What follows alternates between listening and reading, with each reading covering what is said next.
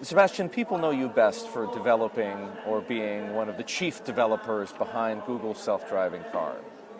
Every day, it seems like the dream of autonomous vehicles are that much closer to reality.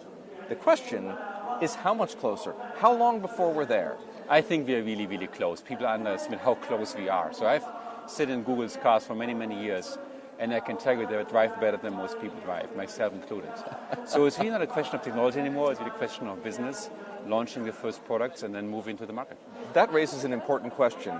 What is the business model for autonomous vehicles? There's about 2 or 3 different models. There's models that Tesla pursues, where a car will offer you as an owner the capability to have a self-driving car so you don't have to focus on driving anymore. Take my hands off the wheel, so to speak. So I have a Tesla myself, I love it. It's not perfect yet, but it's actually quite good. And the other one is transportation as a service, where you have an Uber-like company, a Didi, a Lyft, where you go to your phone and you order your car, it comes, picks you up, and then you get transported wherever you want to go, and you just wave it goodbye and it serves somebody else. Now, the transportation as a service ultimately is the bigger impactful disruption in the world because we don't need as many cars. It's been estimated we only need about a third as many cars as we have today if the Ubers and Lyfts in the world would supply us with taxis would come to us self-driving. So it's pretty easy in that scenario to figure out who the losers will be in a world of self-driving cars.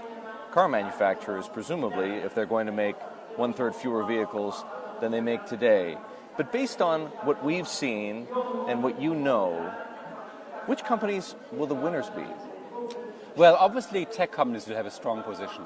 And in most disruptions you find that the incumbents were hard to move fast enough. They're trying. And even though automotive companies are trying very hard right now, if I were to place my bets right now, I'd place it on companies like Google and Uber and Nvidia and Didi and many other tech companies.